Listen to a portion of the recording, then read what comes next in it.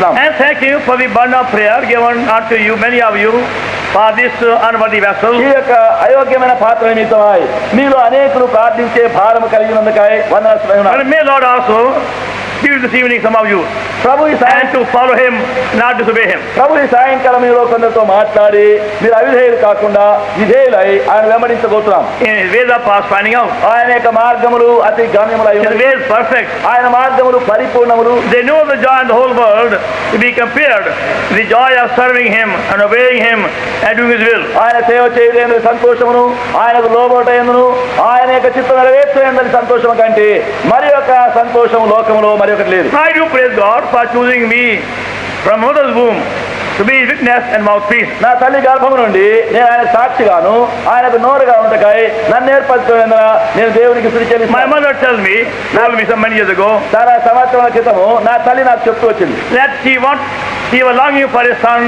as a firstborn child, మరి ఆయన ఒక కుమారుడుగా ప్రథమ కుమారుడు పుట్టాలని ఆమె కోరినది. and she had two girls born before me. నాకంటే ముందుగా ఆమెకి ఇద్దరు ఆడపిల్లలు జన్మించినారు. That seems to be very common desire among many mothers. They want to have a son.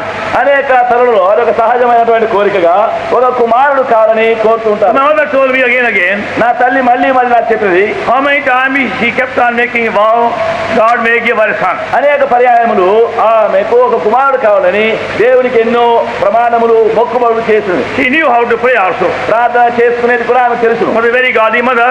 ఆమె భక్తి గల తల్లిగా ఉండేది. And one day a man came at our door in our village in Punjab. ఒక దినమున మేముండే గ్రామములో మా ఇంటి ఎదుకు ఒక మనిషి వచ్చాడు. And he told my mother, ఆయన నా తల్లితో అన్నాడు, you are going to have a son, నీకు ఒక కుమారుడు పుట్టబోతున్నాడు, but he won't live with you. అయితే ఆయన నీతో జీవించడు.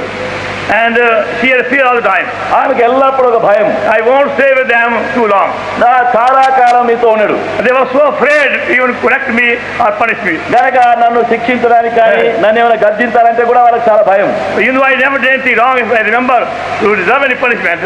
గనక మరి ఏదైనా తప్పు చేసి శిక్షకు తగిన చేసినట్టుగా ఈ జ్ఞాపకం లేదు. But I don't remember any time and my other mother forever rebuked me or scolded me. అయితే నా తల్లి కానీ నా తండ్రి కానీ ఎప్పుడైనా గద్దించి శిక్షించినట్టుగా నేను ఎప్పుడు జ్ఞాపకం లేదు. Other brothers in the family and sisters also got much scolding, much rebuke by beating also. కుటుంబంలో చాలా మంది ఇంకా తమ్ములు ఉన్నారు, మరి ఇంకా అక్క చెల్లెలు ఉన్నారు.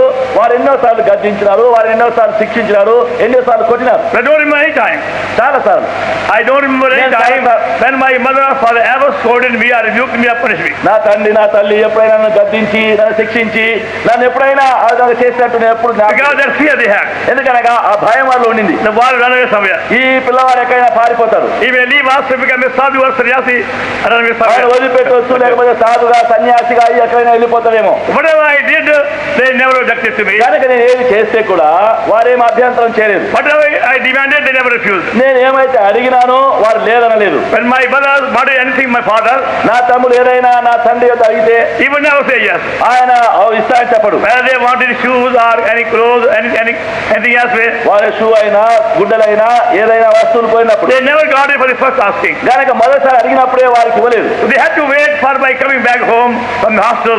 గనక హాస్టల్ నుంచి నేను కూడా మళ్ళీ ఇంటికి వచ్చేంత వరకు కనిపెట్టేది. My father was a contractor, నా తండ్రి కాంట్రాక్టర్ గా ఉండేవాడు. going from place to place. ఒక స్థలం నుండి ఒక స్థలం పోయేవాడు. So he put me in a school hostel at the age of even 9. నేను 9 సంవత్సరాల వయసులో ఉన్నప్పుడు ఆ స్కూల్ హాస్టల్లో ఉంచినాడు. So he had to come home during summer holidays after a few months. కొన్ని మాసాలు అయిన తర్వాత మరి వేసవి కాల సెలవులకు ఇంటికి And వచ్చేవాడు. they went on for till the high school period. మరి ఆ విధముగా హై స్కూల్కి వచ్చేంత వరకు జరిగింది. So when we come back home in the hostel, hostel నుండి ఇంటికి వచ్చినప్పుడు they come the younger brothers.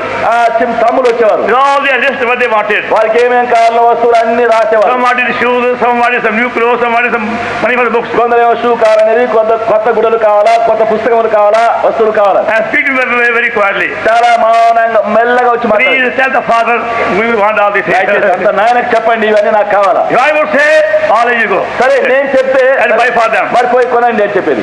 Because they knew fully well, ఎందుకంటే వారు బాగా if they refuse it, I may leave home. ఒకవేళ వారు నన్ను ఏదైనా నాకు వద్దంటే నేను ఇంటి నుంచి వెళ్ళిపోతానేమని భయం. Because I never give any indication of running away. ఆయన అట్లా వెళ్ళిపోతారు పారిపోతారని ఏ భయం పెట్టలేదు. But I had in my heart a love for God. అయితే నా హృదయంలో దేవుని కొరకైన గొప్ప ప్రీతి ఉండేది. That I can see now. All my early training was necessary to be a witness. ఇప్పుడు నేను అది చూడగలను. ఆరంభంలోని పర్టికులర్ అయినటువంటి ఆ ట్రైనింగ్ నేర్పు ఆయన సాక్షిగా ఉండటకు. As a